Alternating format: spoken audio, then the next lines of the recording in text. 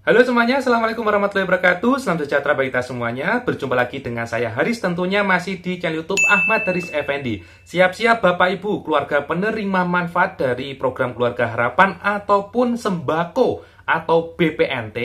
Nanti di tahap 2 yang rencananya akan disalurkan pada bulan Juni ini akan ada 1,8 juta penerima manfaat yang akan tercoret.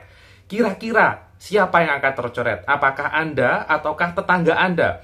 Dan kira-kira ciri-ciri yang nantinya akan tercoret itu bagaimana? Nah, pada kesempatan kali ini Bapak Ibu kita akan membahas terkait ciri-ciri yang akan tercoret pada pencairan tahap 2. Ingat ya, pencairan tahap 2, bukan tahap 3, bukan tahap 4. Kenapa saya bilang seperti itu? Karena bisa jadi nanti kalau terbukti di tahap 2 ini dia itu tercoret tapi ternyata masih layak bansos, insya Allah nanti di tahap 3 bisa diusulkan lagi dan bisa menerima bantuan lagi. Begitu. Nah, kira-kira ciri-cirinya apa saja? Bagi Anda yang ingin tahu, ingin menambah wawasan terkait info bansos, bisa Anda simak penjelasan yang nanti akan saya sampaikan. Tentunya silakan disimak sampai tuntas agar nanti tidak terjadi kesalahpahaman di kemudian hari. Dan Bapak Ibu sekalian, berikut info lengkapnya. Baik Bapak Ibu sekalian, terima kasih masih senantiasa menyimak info di channel YouTube Ahmad Haris Effendi tentunya. Dan sebelum saya memulai, ada baiknya di sini saya memberikan info dulu kepada Anda bahwasanya nanti di channel YouTube Ahmad Haris Effendi ini ada beberapa playlist atau jenis video yang saya upload. Jadi pada menu playlist itu ada 4 playlist yang akan saya upload. Jadi ada playlist info bansos, ada playlist jalan-jalan, ada playlist hobi kereta, dan ada playlist bunga hias. Jadi ada 4 playlist itu pada channel YouTube saya. Nanti silakan Anda bisa simak kira-kira video mana yang ingin Anda tonton. Apakah topik jalan-jalan ataukah topik bansos. Memang saya tidak membuat channel lain Bapak Ibu ya, agar nanti tidak bingung. Jadi satu channel ini cukup gitu ya. Berikutnya Bapak Ibu, langsung ke topik kita kali ini. Seperti yang tadi saya sampaikan pada pembukaan video, kita akan membahas kira-kira ciri-ciri penerima manfaat dari PKH ataupun BPNT yang nanti tercoret itu yang bagaimana. Nah, ciri-ciri ini saya dapatkan dari info resmi di kemensos.go.id atau website resminya Kementerian Sosial.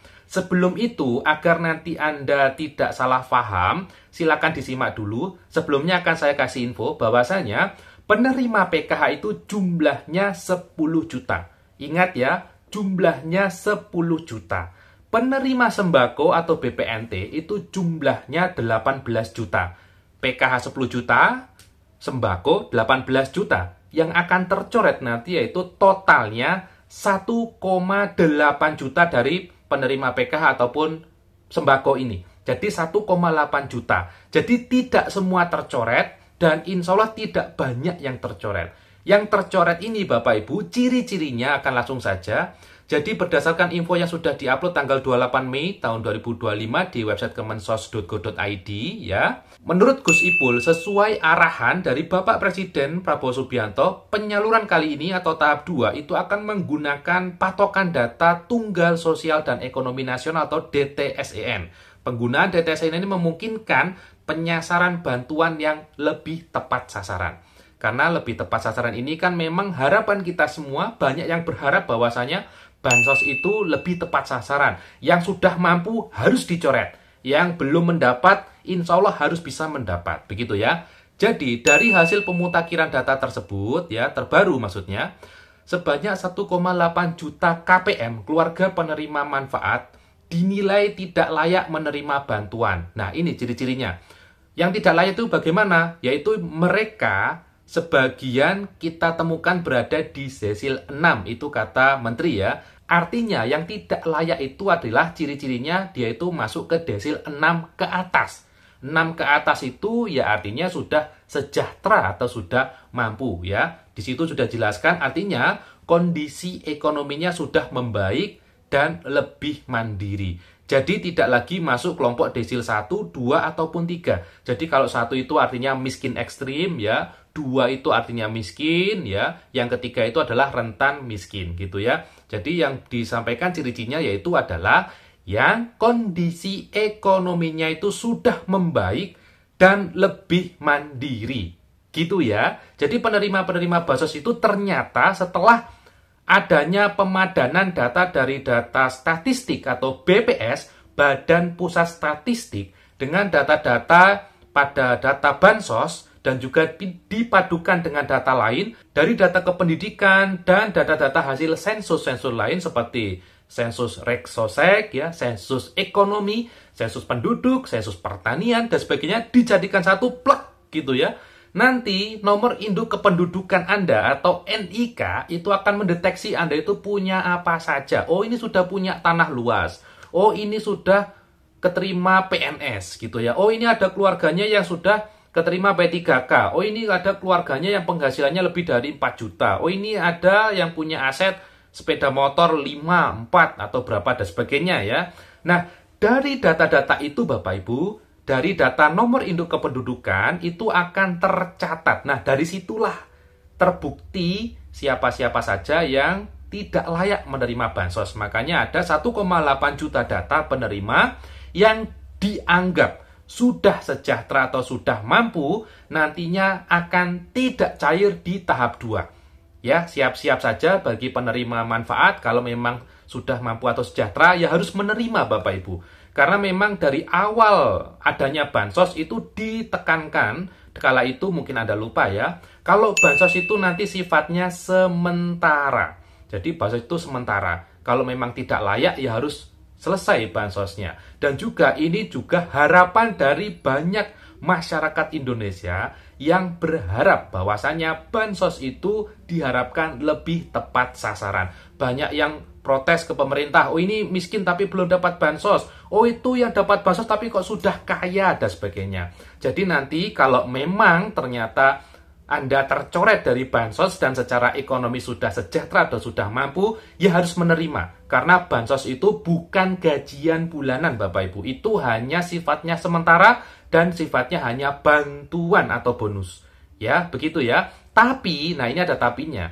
Tapi kalau besok di tahap 2 itu Anda tercoret, setelah dicek di lapangan, cek kondisi itu ternyata kondisinya sangat-sangat layak mendapat bansos atau sangat miskin ya, dan itu mungkin ada kesalahan saat data pendataan itu, nah itu bisa Anda laporkan. Jadi bisa lapor baik ke desa atau kelurahan nanti untuk bisa diusulkan ulang atau diperbaiki data sosial dan ekonominya. Ya, gitu ya. Jadi nanti misal Anda secara ekonomi sangat-sangat tidak layak tapi tercoret karena dianggap sudah mampu atau sejahtera, nanti bisa dilakukan proses pengusulan ulang. Nah, harapannya apa? Harapannya nanti di tahap 3, saat adanya proses pemutakhiran data atau pemadanan data untuk pencairan besok tahap 3, mudah-mudahan nama Anda bisa cair lagi. Gitu ya Bapak Ibu ya. Jadi 1,8 juta siap-siap tercoret dan Anda harus juga menerima. Dan kabar baiknya, nanti akan ada 1,8 juta juga untuk menggenapi angka 10 juta, untuk menggenapi angka 18 juta ini, 10 juta PKH dan 18 juta BPNT, untuk digenapi yaitu akan ditambahkan ya.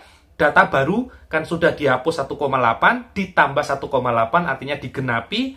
Nah, 1,8 juta ini seluruh Indonesia ya adalah mereka-mereka yang masuk kategori sangat miskin ataupun miskin ekstrim tapi belum pernah mendapat bantuan sebelumnya. Ya mudah-mudahan nanti bagi mereka yang dapat bantuan ini yang baru-baru itu juga bisa dimanfaatkan bantuannya sebaik mungkin dan juga tanamkan dalam diri khususnya bagi penerima baru nanti ya, disilakan ditanamkan dalam jiwa masing-masing bahwasanya nanti bantuan itu sifatnya sementara. Jadi nanti kalau sewaktu-waktu itu tidak cair, bisa legowo, ya, bisa menerima dengan lapang dada. Karena ini adalah bantuan sosial. Gitu ya Bapak Ibu. Saya kira itu yang bisa saya sampaikan. Terima kasih sudah menyimak. Dan kita ketemu lagi di info bansos berikutnya. Saya Haris undur diri. Wassalamualaikum warahmatullahi wabarakatuh.